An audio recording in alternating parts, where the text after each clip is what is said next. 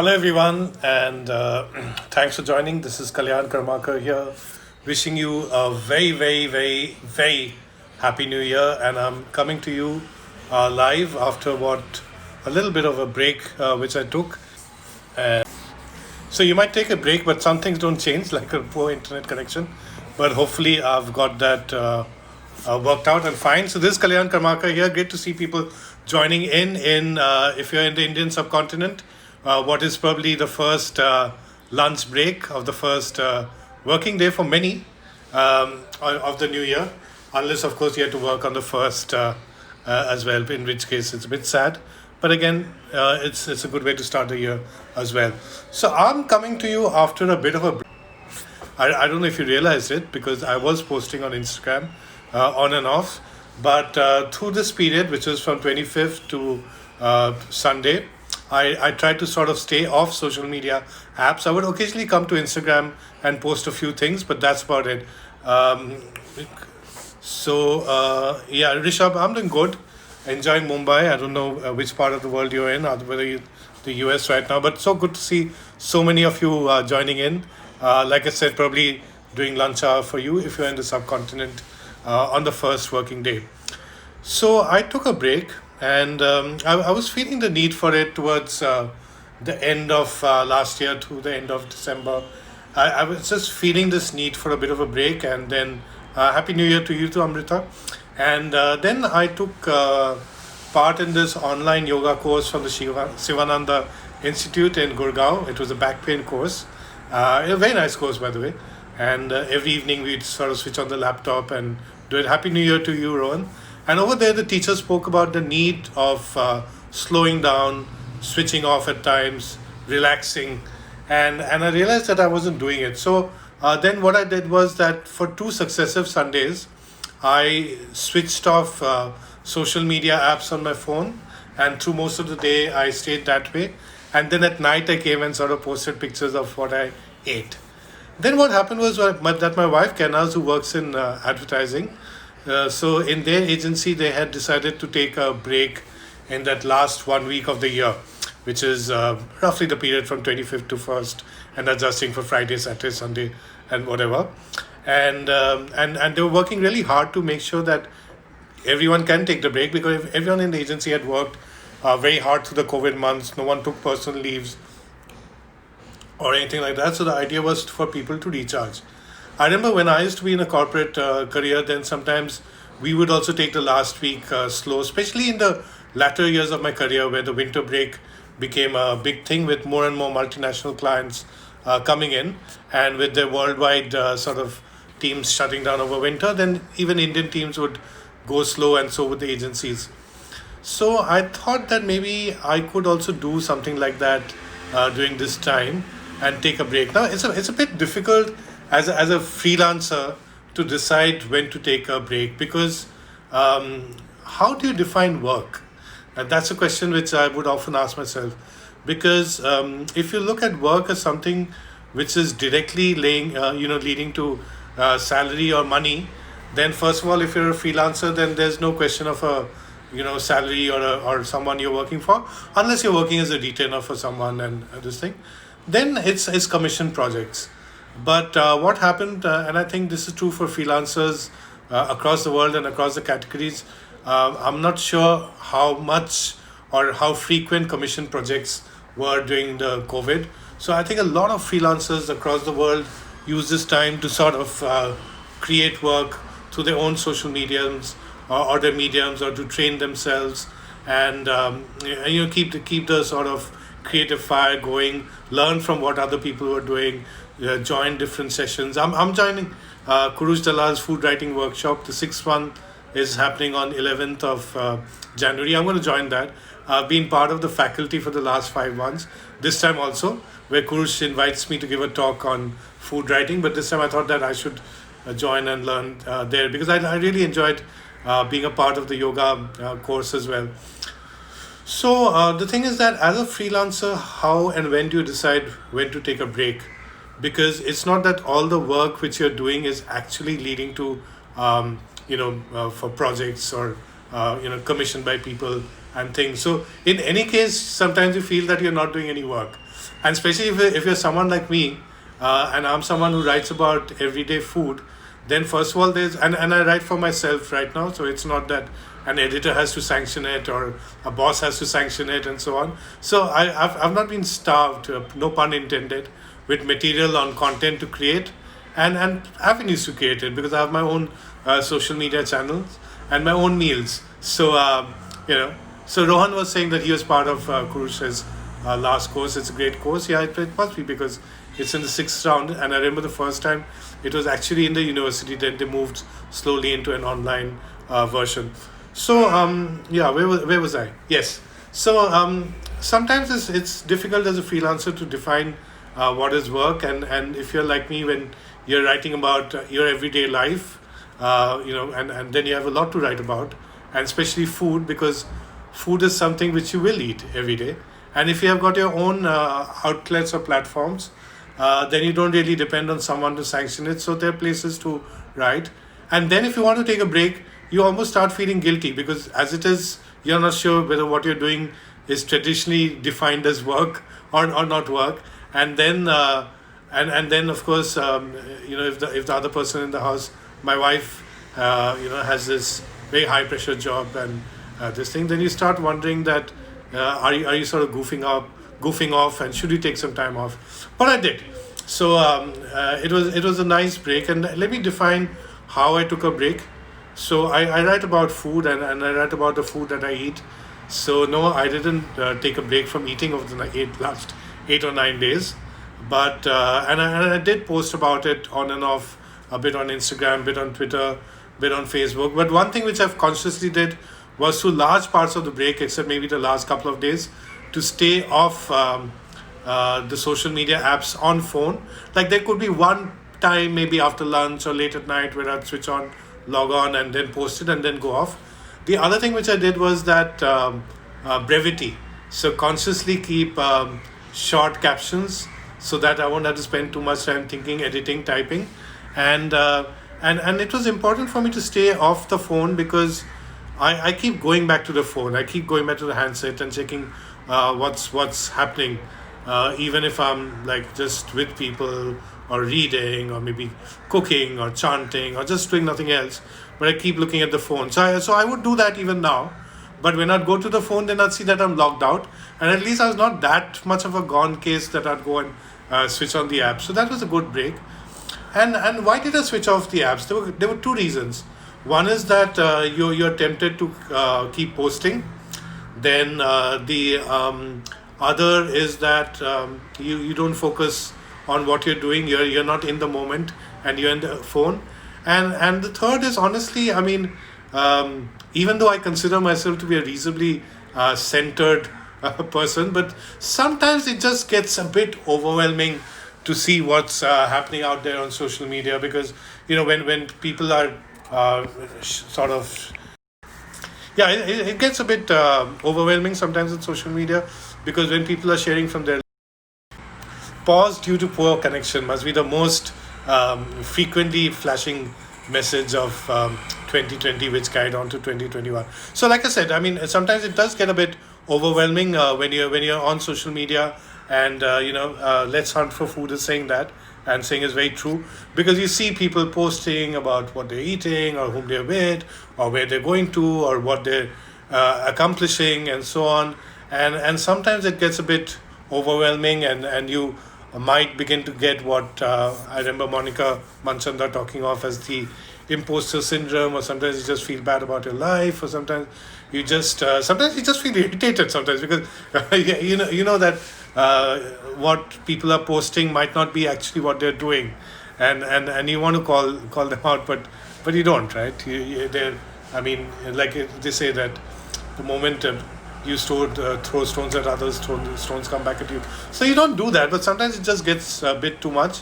So I think that that is something which I'd already enjoyed in those 2 Sundays when I'd logged out of social media apps, and I continued doing that. So like I said, I logged out of social media apps. I made a conscious call not to write, so I did not open my laptop, and I do most of my main writing on the laptop. I mean, social media posts on Insta, Twitter, Facebook could be on the phone, but when I'm writing, it's on the laptop. So there were a couple of stories which I wanted to write about, and hopefully I will. Um, yeah. So let me see what Ginu Joseph is saying.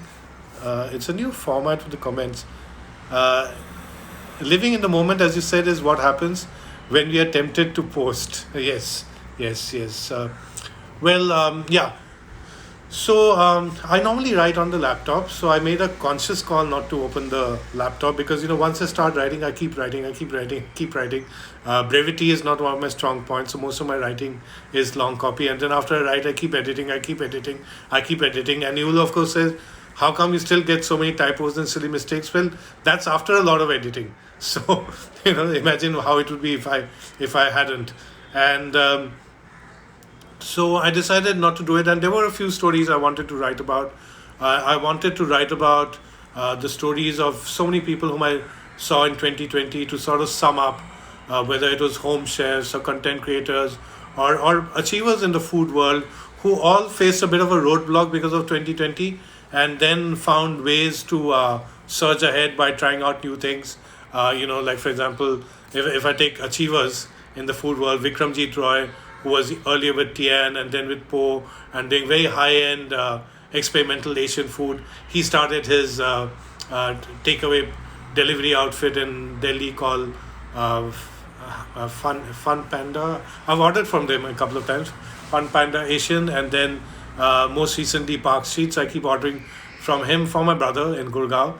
Then over here there is Chef Varun Inamdar, who's worked with the Oberoi Group for more than a decade, and then very, very popular on chef on the internet, who's opened Mumbai local Tawa. So there was Shadbi Basu, who's been a bartender consultant for so many years, 40 years now, tried her hand at self-publishing. So people were doing different things. Or even the ITC hotel groups taking all their biryanis into a delivery mode and doing that. So that was interesting. I wanted to share those stories. Also, I wanted to share the stories of how it has been for Kenaz and me after we decided to come out, so to speak, and take our first forays back into the real world, which started actually with the staycation we took at the ITC Maratha on the 4th. So first of all, like stepping out of home and going into a hotel, we were planning it for almost 3-4 months before we finally did it, but how we felt reassured over there. And then the first night we went down to Bukhara for dinner, and then saw the safety measure which we were taking, and we felt emboldened enough to go for down to breakfast to Peshwa Pavilion for the next 2 days, have dinner at Peshawari the night after. And I think that that was a nice easing into the old life. And then we went to Candies the weekend after for breakfast, and then we've done that 2 more times. And just that sense of familiarity, Sylvia at the counter, Auntie at the cash counter, and the social distancing which it kept between tables, and the fact that all the staff was wearing masks. Most of the customers when they came in were wearing masks. So all of that was quite reassuring. In fact, then on the 1st, we tried to go to Candies again, but it was too crowded with our friend Shashwati, who I think is watching. So then we went to Suzette Bandra, another place which we used to go to a lot, the bakery, not the creperie, crepeteria, Hi Farhan, which we used to go to a lot, and we hadn't gone to during the lockdown. So we went there one morning, and we had, the avocado toast, the sort of stuff which you wouldn't have at home. So very nice coffee. And then what else? Saltwater Cafe, another long favorite of ours, which we go to so often, and we hadn't been to at all during the lockdown. Hey, hungry boys, eat out. Hey to you too. So we went there. Hi, Aaron. I believe that you had a nice time at Candies as well, and I was remembering you yesterday when Kanaz and I were at Candies. So Saltwater Cafe had invited us to try out their Christmas menu, and we went there and one night, and it was so good to see the familiar faces of Farman, the manager, and everyone. And then Chef Gresham himself was there in the house and getting some lovely food to us. And we sat at our usual table. Very happy New Year's to you too, Books Foods More from Pune. And then we decided to go there for breakfast again, I think on Thursday or Friday, and had the Eggs Benedict, which we love at Saltwater Cafe, sitting at the window of our choice. And of course, Candies was always about having more and more chicken sandwiches. Except one day when I got a bit bored of it, I had a mutton potato chop and made a sandwich with it. And then Subco. So Subco is this cafe in Bandra which opened just 3 days before the lockdown, and we wanted to try it. A lot of people had praised it. So again, I took advantage of this break Ken was at from office, and we went out quite a bit. So we went to Subco, walked down to Bazaar Road, found it. I think the bakes which he had over there, the cookie and the chicken with Meghalaya sesame quiche was absolutely fabulous. Very nice cappuccinos as well. I was a bit worried over there in terms of social distancing when a couple came and sat just next to us in the table, but otherwise, like the staff and all were wearing their masks, and it was quite buzzy. It was good. The food was good, and in fact, I later met the owner over there, and we did an interview impromptu, and so that was a part of the break. So while I interviewed and did videos and all of that in the past, I would have immediately sort of stitched it together and put it together, but I took a conscious call not to do it. So then I think there's my friend Amar saying that home ordering has been a highlight for him in 2020 from home chefs largely. Yeah, we've been ordering a lot from home chefs, but I think this last 7-8 days of just going back, which started with the ITC Maratha staycation, and then going to the restaurants there, and then the multiple visits to Candies, going back to Saltwater Cafe twice, then to Suzette and Kitchen Garden twice. I think we went to Kitchen Garden one evening after we went to Jean-Claude and did a pedicure over there, Kanaz and I, and then Subco.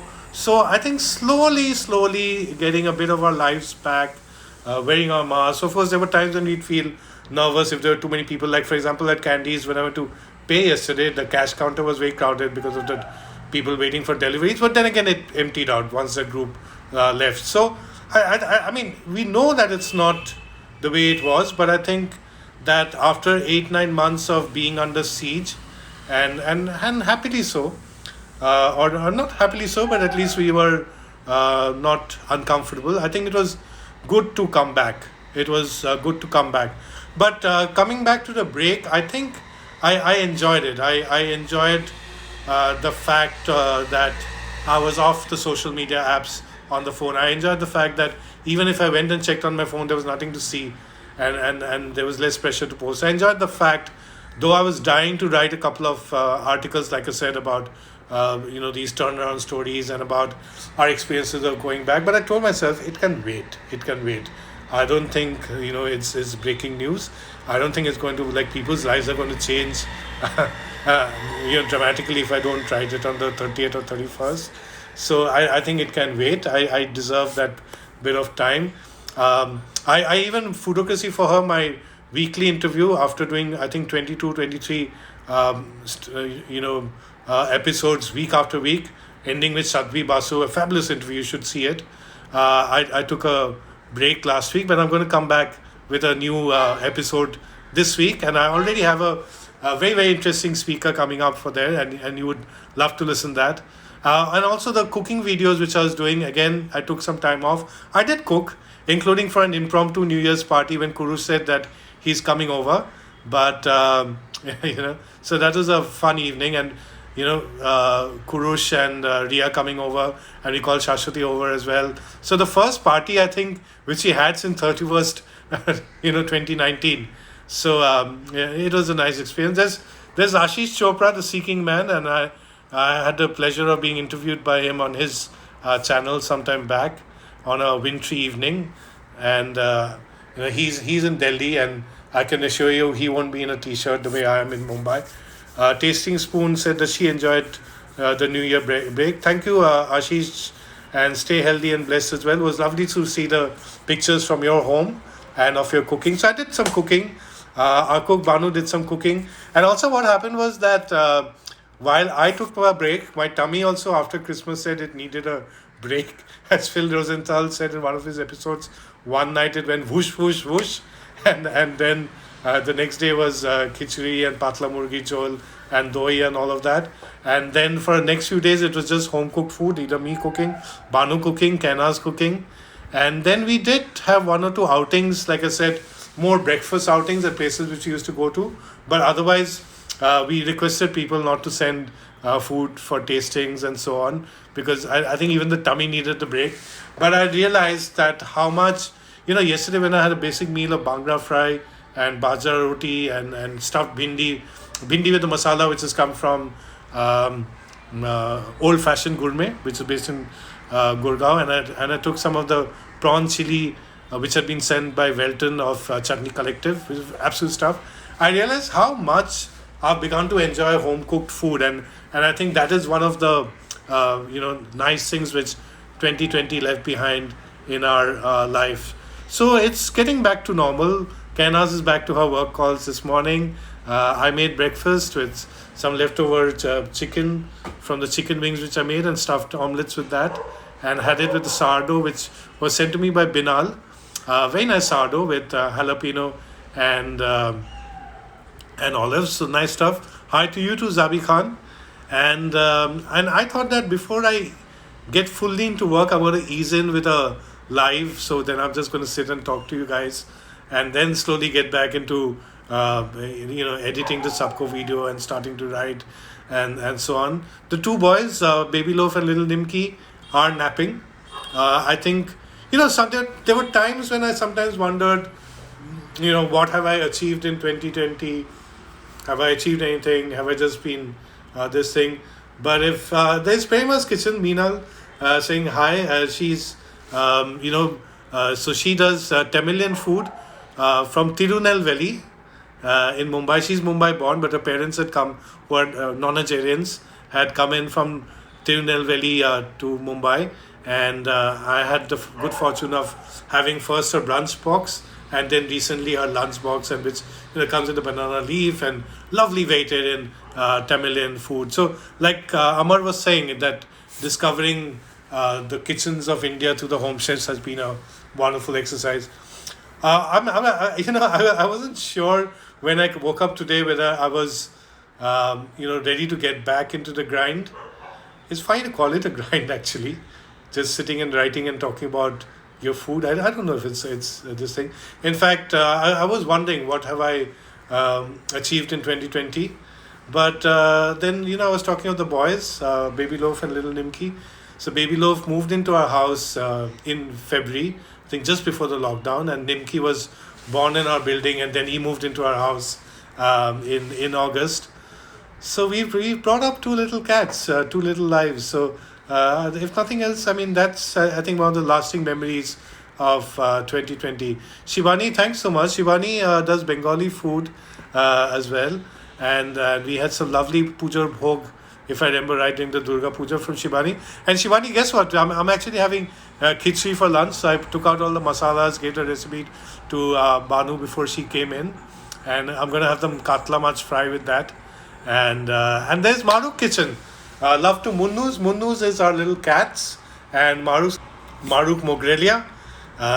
She launched her home chef catering business during the lockdown, though she'd been doing Parsi jams, condiments, and so on even before. And she runs a parlor, a beauty parlor, but during the lockdown that stops. So she launched her home chef kitchen, and she does Parsi food, which is a bit different from what we get nowadays because she comes from Navsari in Gujarat, so it's a bit more punchy, bit more spicy.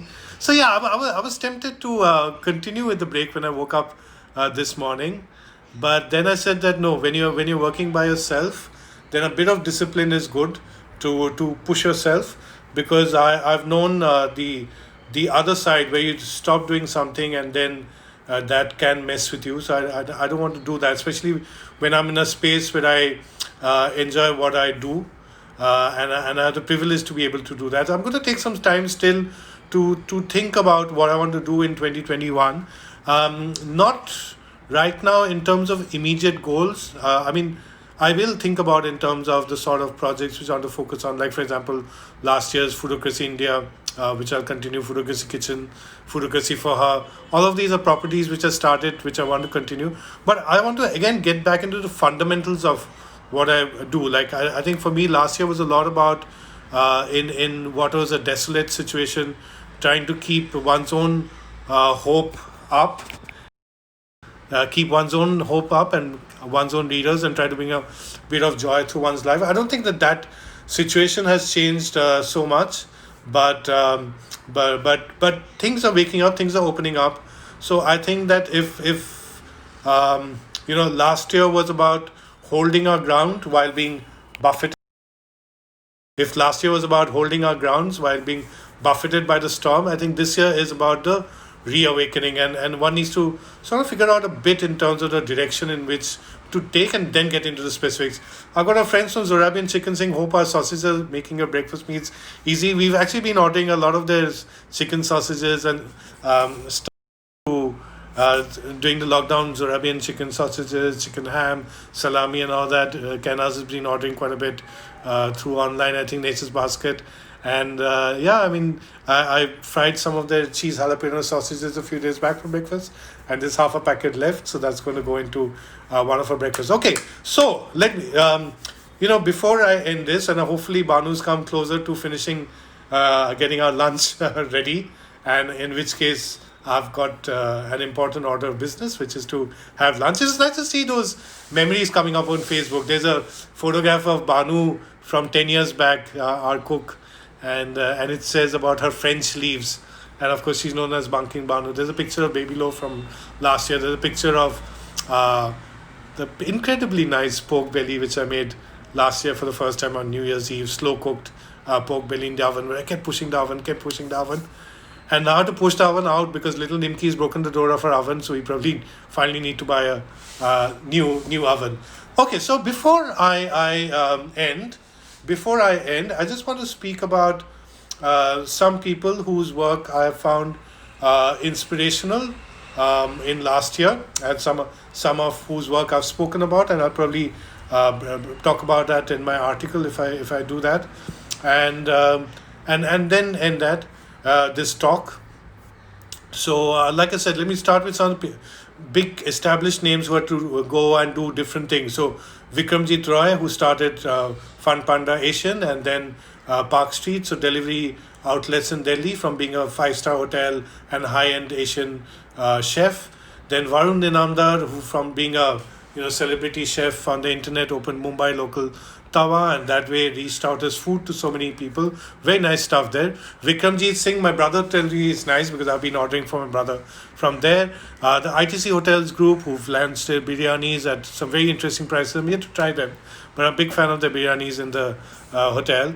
Then there's been who else? There's been Sifa and Karan of Sifa.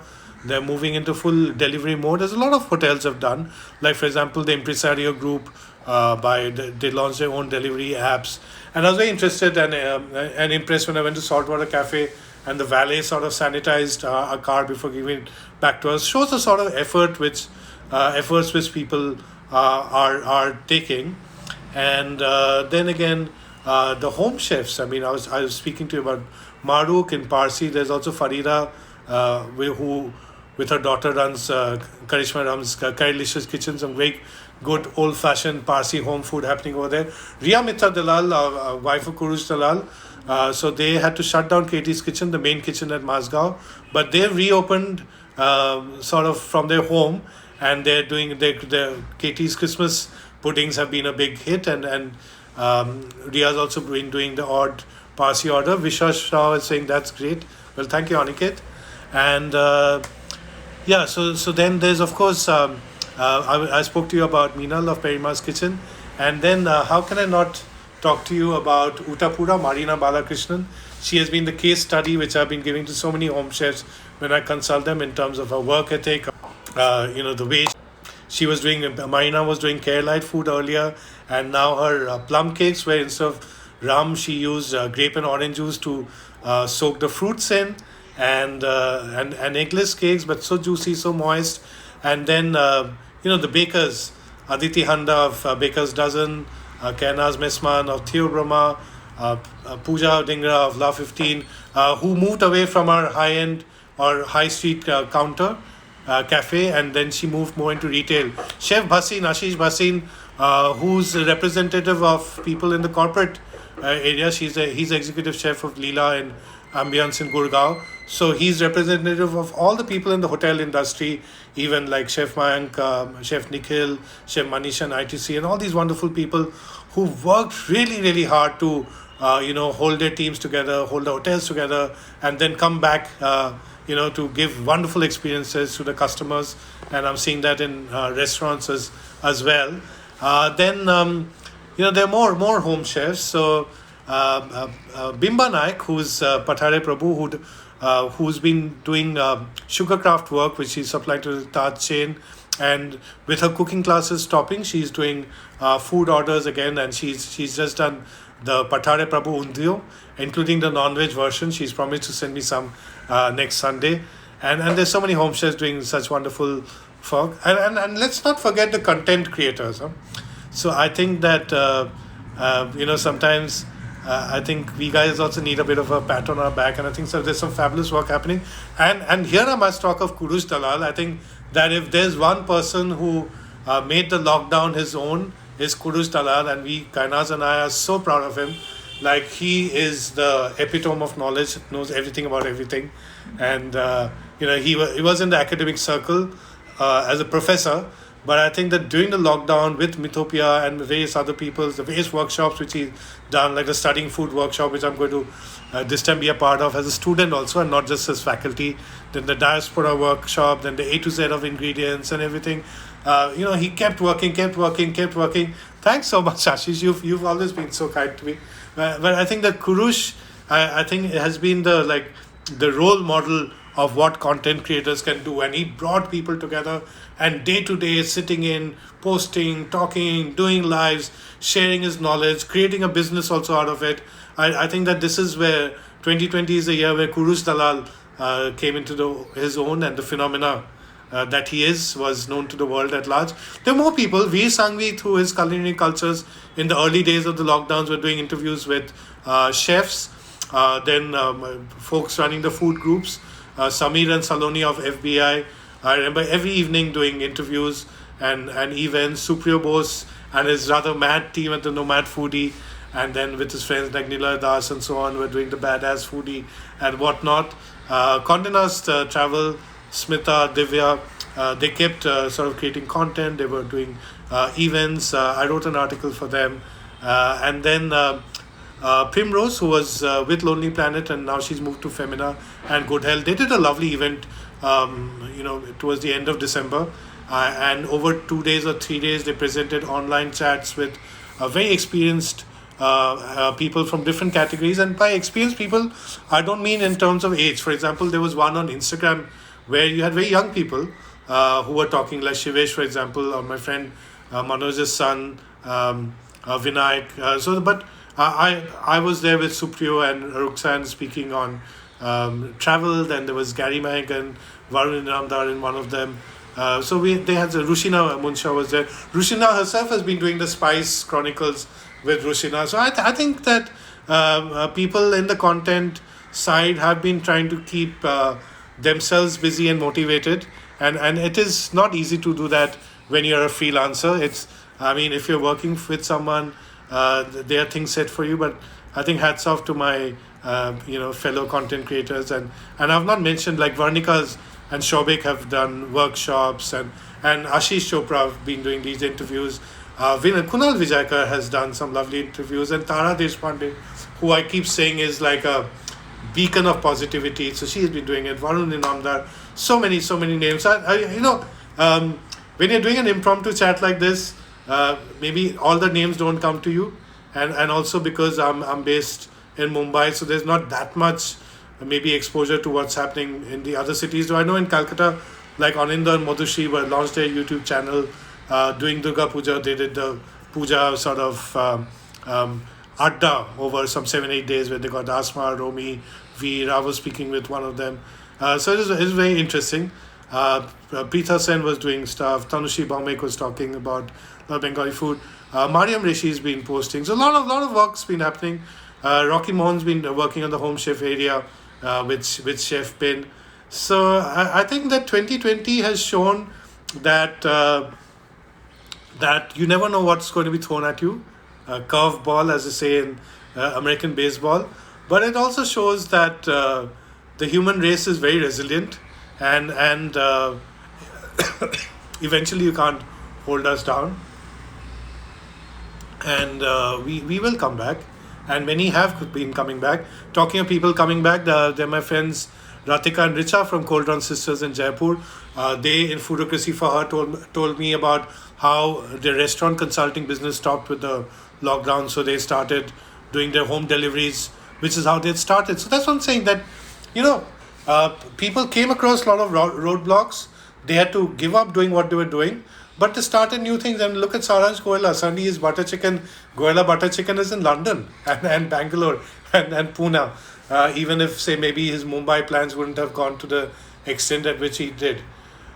Now, I want to bring you to leave you with one important thought, that when you hear about all these stories and when you see all these stories and the work and people talking about it, it is not impossible to feel a bit underwhelmed, and you might be wondering, what have I, as in you, achieved? Even I do that. Or you might say that, why has my work not been spoken about? Not by me, but even by other people, probably of people of greater significance and so on. First of all, why your work has not been spoken about? There could be various reasons for it. Sometimes it's more our misfortune that one has not come about it. But yeah, even I feel that sometimes when people talk about their favorite writers, this, that, whatever, and or people doing great work, and you say, why am I not there? Maybe it's an impetus to do good work, but that's fine. But I think more importantly, don't let all of this define you. And the other thing is that if you feel that after listening to all these examples, or listening to me yapping away, oh, these guys have done some great stuff and I've done nothing. Actually, you know, even what I'm speaking about, what one has done, it's nothing. It's just, talking about one's food and, writing about it and stuff like that. I think it was just with an aim to keep one's sanity alive and that of one's readers. And don't think that you've not done anything. You have done something or the other, and I'm sure that you've made a difference to someone's life or the other. And the fact that you've fought on till so long is itself, like, I think, a great challenge. And let me tell you that in this year 2020, like, lots and lots of people faced setbacks, had to sort of stop down, had to stop what they were doing, had to go into put things into the cold storage. So yes, I mean, sometimes when one hears stories of people doing things, it might be a bit overwhelming, but that's because we need to sometimes celebrate the stories of people who've done something, simply because it inspires the rest of us. But don't let that pressure you. Take your own time, do things at your own pace. I think I'm not sure if I'm telling this to you or I'm telling this to myself, because even in the sort of field in which I am, there are people doing amazing work, and when you see some of that, then you wonder that, what the hell, let's just shut all of this and go and snuggle up with the cats. But one's not going to do that. I think each person has their own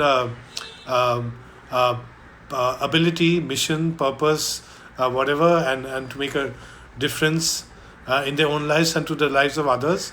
And so here's hoping that 2020 is a year where, first of all, you're able to keep a positive state of mind, not be beaten down, and take things in perspective. Like, for example, I must say, at a personal level, and I must admit this, that this is not the worst year I've had in my life. The worst year I had in my life was a few years back, when I made the transition to food writing. So when I think back of that, this year hasn't been that bad. We have had a lot at home to feel grateful for. And if you look around in our lives, if you look around in your lives, I'm sure you'll find that too. So thanks so much for joining in this very, very impromptu chat. And in the spirit of the Bryan Adams tracks, which I was listening to this morning while making breakfast on Alexa, well, here I am. Hopefully you'll be seeing me back posting and creating more content. But for now, I hope that my lunch is ready, and which is going to be not biryani, it's going to be khichdi and Maj Bhaja, and maybe some nice achar. So see you. It's nice, and it's a bit pleasant in Mumbai. It's not cold. I'm still in a half sleeve t-shirt. Fan is still on, but it's a bit dark outside. It's a bit damp, and I don't know. After so many years in India, there's a bit of that early years in England still in me, and I still love that chat. So thank you, and thanks so much, Shashwati, for joining, and see you all soon, and thanks so much. Absolutely, say Lee. Thanks so much for listening, and absolute pleasure. Take care. Bye, everyone. Okay, I've not done lives in so long. I've forgotten how to switch it off, but I will.